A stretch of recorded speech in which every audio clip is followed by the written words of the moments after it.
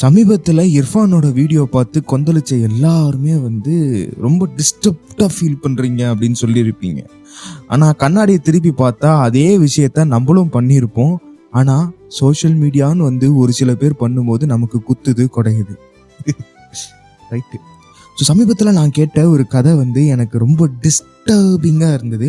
So அந்த கதையை பற்றி உங்ககிட்ட ஷேர் பண்ணிக்கலாம் அப்படின்னு சொல்லி இன்னைக்கு இந்த மைக்கை நான் ஆன் பண்ணுறேன்.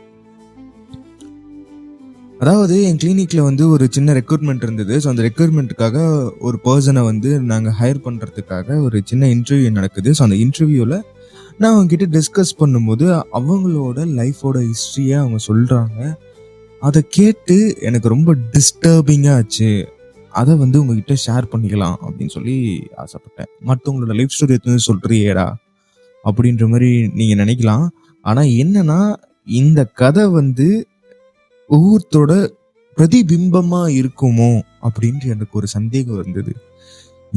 இந்த ஜென்ரேஷன்ல இப்போ வாழ்ற இந்த சமுதாயத்துல இப்படியும் ஜனங்க இன்னமும் இருந்துகிட்டு தான் இருக்கோம் அப்படின்னு சொல்லி பொலிர் பொலிர் பொலிர்னு செருப்பால் அடிச்சா எப்படி இருக்கும், அப்படிப்பட்ட ஒரு சின்ன சம்பவம் தான் எனக்கு தோணுச்சு.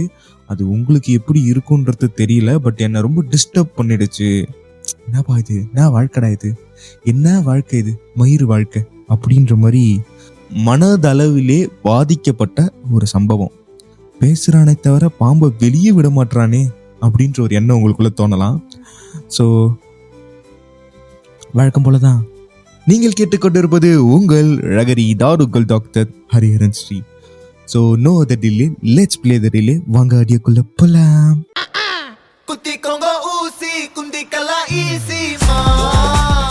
ஸோ இது இந்த பர்சனுக்கு நான் வச்ச பேர் என்னன்னு பார்த்தீங்கன்னா விஜயலட்சுமி.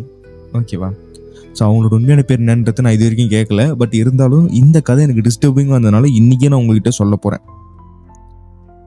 சுமார் ஒரு 17 வயசில் ஒரு, அதாவது எப்படி சொல்கிறது, நல்லா பறந்துட்டு இருக்க காத்தாடியை பிடிச்சி டீல் அடித்து வீட்டில் இருந்து பத்திரமா வச்சா எப்படி இருக்கும், அந்த மாதிரி பறந்து விரிஞ்சிக்கிட்டு இருந்த ஒரு பொண்ணோட வாழ்க்கை திடீர்னு கல்யாணம்ன்ற ஒரு கூட்டுக்குள்ள போய் மாட்டிக்குதுங்க. அப்படி மாட்டின அந்த பொண்ணு திக்குது, தவிக்குது, கஷ்டப்படுது அப்படின்ற மாதிரி ஒரு வாழ்க்கையை வாழ்ந்துகிட்டு இருக்க அந்த வேலையில ஒரு 2 பசங்கள் ஆகுறாங்க. அந்த 2 பசங்கள் ஆனதுக்கு அப்புறம் திடீர்னு அவங்க ஹஸ்பண்ட் இறந்து போய் இனிமே இந்த குடும்பத்தை நீ தான் லீட் பண்ணணும் அப்படின்னு அந்த பொண்ணு மேல ஒரு பாரத்தை வச்சா, ஒரு 19-20 வயசுல அந்த பொண்ணு என்னங்க பண்ணும்? அப்படி வாழ்க்கையை ஆரம்பிக்கிறாங்க நம்ம கதையோட கதாநாயகி விஜயலட்சுமி. அவ்வளவுதான், என் வாழ்க்கையே முடிஞ்சு போச்சு, அவரும் போயிட்டாரு, இதுக்கப்புறம் இந்த 2 பசங்களை நான் எப்படி கரை சேர்க்க போறேனோன்னு யோசிக்காம தன்னோட வாழ்க்கைய தான் தீர்மானிக்கணும் அப்படின்னு சொல்லி மறுபடியும் சிறகடிச்சு பறக்கிறதுக்காக அந்த விஜயலட்சுமி இறங்குறாங்க. உள்ள இறங்கி தன்னால என்னெல்லாம் கத்துக்க முடியுமோ அதெல்லாம் கத்துக்கிறா. தான் பசங்களுக்காக என்னெல்லாம் பண்ண முடியுமோ அதெல்லாமே பண்றாங்க. அதாவது ஒரு சோல்னா பையனை மாட்டிக்கிட்டு நானும் வேலைக்கு போறேன்னு கிளம்புவாங்கல்ல, அந்த மாதிரி தான் ஒரு பேக் ஒன்றை மாட்டிக்கிட்டு என்னால என்ன கத்துக்க முடியும், என்னால என்ன வேலை பண்ண முடியும்னு சொல்லி தேடி தேடி தேடி தேடி தேடி ஏதோ ஒரு வேலையை கத்துக்கிறாங்க. பியூட்டிஷியன் கோர்ஸ்ன்ற ஒரு விஷயத்த பண்ணி பியூட்டி பார்லர்ல எப்படி ஒர்க் பண்ணணும் அப்படின்ற ஒரு விஷயத்த தெரிஞ்சுக்கிறாங்க. தன்னால முடிஞ்ச வரைக்கும் தான் ஃபீல்ட்ல எவ்வளோலாம் சம்பாரிச்சு தான் பசங்களை நல்லா படிக்க வைக்க முடியுமோ அந்த அளவுக்கு முயற்சி பண்ணி படிக்க வைக்கிறாங்க. தன்னோட பையனை எப்படியாவது, என் பையனை நான் படிக்க வச்சு அவனுக்கு நல்ல வேலை வாங்கி கொடுத்துட்டா போதும், அவன் என் குடும்பத்தை கரை சேர்த்துருவான்ற ஒரு நம்பிக்கையில அந்த அம்மா முடிஞ்ச வரைக்கும் கஷ்டப்பட்டு தான் பையனை எவ்வளோ சூப்பரா படிக்க வைக்க முடியுமோ தான் தகுதிக்கு மீறி மீறி மீறி மீறி மீறி மீறி உச்சகட்டத்துக்கு போயிடுறாங்க. தான் தகுதிக்கு உச்சகட்டத்துக்கு மீறி உடம்ப வருத்தி அவங்க அவங்களோட முழு உழைப்பை போட்டு தான் பையனை கஷ்டப்பட்டு படிக்க வைக்கிறாங்க. ஸ்கூல் படிக்க வைக்கிறதுக்கே ரொம்ப கஷ்டப்படுறாங்க. அதுக்கப்புறம் அவனோட ஹையர் செகண்டரி முடிஞ்ச உடனே காலேஜில் ரொம்ப கஷ்டப்படுறாங்க. அவனுக்கு ஒரு இதுக்கும் ஒரு மாசத்துக்கும், அதாவது ஒரு வருஷத்துக்கும் ஒரு செமஸ்டருக்கும் அவனுக்கு ஃபீஸ் கட்டுறதுக்கு அவ்வளோ கஷ்டப்பட்டு அவனை படிக்க வைக்கிறாங்க. அந்த பையனும் நல்லா படிக்கிறான், நல்ல வேலைக்கு போறான், நிறைய சம்பாதிக்கிறான். அவனுக்கு கல்யாணம் பண்ணி கொடுக்குறாங்க. அவன் ஆசைப்பட்டு ஒரு பொண்ணை லவ் பண்றான்னு நினைக்கிறேன்.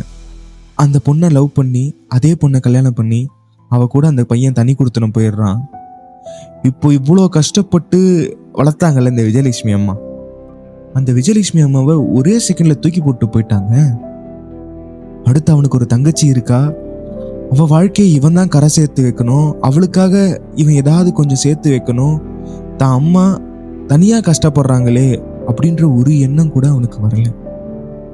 பையன் போனா போகட்டும், என் கையில என்னோட பியூட்டிஷியன் கோர்ஸ் இருக்கு, நான் அதில் இறங்கி நான் என் பியூட்டி பார்லர்ல இறங்கி வேலை செய்யலாம் அப்படின்ற ஒரு எண்ணத்துல அந்த அம்மா இருக்கும்போது நிறைய காம்படிஷன், எங்க இருந்து பார்த்தாலும் ஏகப்பட்ட காம்படிஷன். இப்போ உள்ள ஜென்ரேஷன்ல மூளைக்கு மூளை பியூட்டி பார்லர் தான் இருக்கு.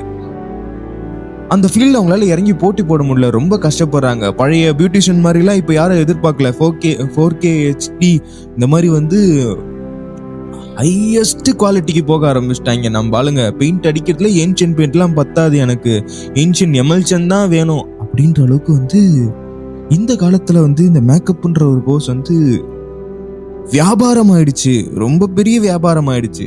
இதுல இறங்கி ஒரு நீச்சல் அடிக்க முடியாது. இப்ப நீங்க நல்லா யோசிச்சு பாருங்க, அந்த காலத்துல சலூன்னா ஒரு அண்ணன்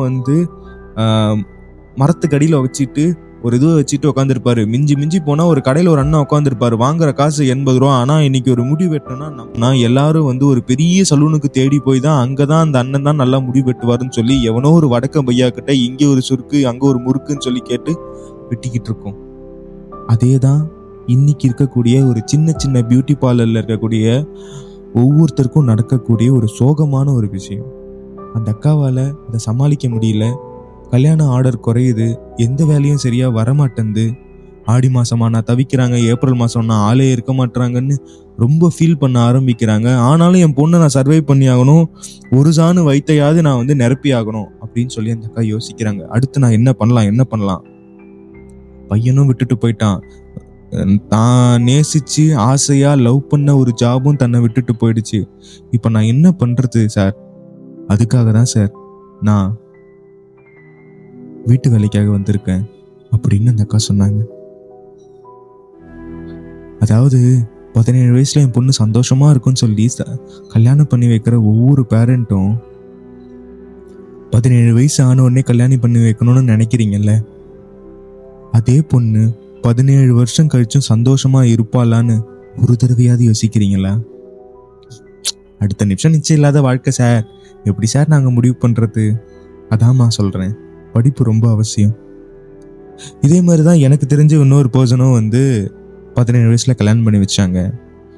ஒரு 25 வயசு வரும்போது 2 பசங்கள் ஆகுது. புருஷனுக்கு வீட்டுல ஏகப்பட்ட சொத்து இருக்கு அப்படின்ற ஒரு காரணத்துக்காக நான் வேலைக்கு போய் சம்பாதிக்கணுன்ற அவசியம் எனக்கு இல்லைன்னு சொல்றாங்க. ஆனா அந்த பொண்ணு ஒரு 10 ரூபா 15 ரூபாய்க்கு குழந்தைக்கு ஏதாவது வாங்கி தரணும்னா கூட ஒவ்வொரு நாளும் சித்திரவதை அனுபவிச்சுதான் வாங்கி தர வேண்டிய நிலைமையா இருக்கு. நீ என்னடா என் வாழ்க்கையை முடிவு பண்றது, நான் பாத்துக்கிறேன்டா என் வாழ்க்கைய அப்படின்னு சொல்லி 2 குழந்தையும் தூக்கிட்டு கஷ்டப்பட்டு ஒரு சிங்கிள் மாமா அந்த குழந்தைங்களை கரை சேர்க்கறதுக்காக போராடிக்கிட்டு இருக்காங்க. ஆனா நம்ம சமுதாயம் ஒரு பொண்ணு 17 வயசாகி கல்யாணம் ஆகாம இருந்தாங்கன்னா, ஐயோ என்னடா இன்னும் பொண்ணுக்கு கல்யாணம் பண்ணாம இருக்க, ஒரு நல்ல வரன் வந்திருக்கு நான் சொல்லட்டுமான்னு வாசலை திறந்துக்கிட்டு வருவாங்க. ஆனா அதே பொண்ணு கஷ்டப்படுதுன்னா, அவனை போய் புருஷன் கூட இருக்க சொல்லு அப்படின்னு தான் சொல்லுவாங்களே தவிர, அந்த பொண்ணு ஏன் கஷ்டப்படுது, எதனால கஷ்டப்படுது அப்படின்றத என்னைக்குமே யோசிக்க மாட்டாங்க. கல்யாணம் ஆனோடனே அந்த பையன் விட்டுட்டு போயிட்டான்னு சொல்றாங்கல்ல, எனக்கு அது அந்த அம்மா சொல்லிட்டு அந்த அம்மா அழுதாங்க. ஒரு செகண்ட் அந்த ஒரு வார்த்தை என் மனசுல ஊடுருவி என்னமோ பண்ணிடுச்சு. வாழ்க்கடா இது. அந்த பையன் என்ன மைண்ட் செட்ல அந்த மாதிரி விட்டுட்டு போனான்னு தெரியல. எனக்கு என்னன்னா என் பயம் வந்துருச்சு, ஒருவேளை கல்யாணம் ஆயிடுச்சுன்னா நாளைக்கு என்னோட பேரண்ட்ஸையும் நான் அப்படிதான் விட்டுட்டு போயிடுவேனா,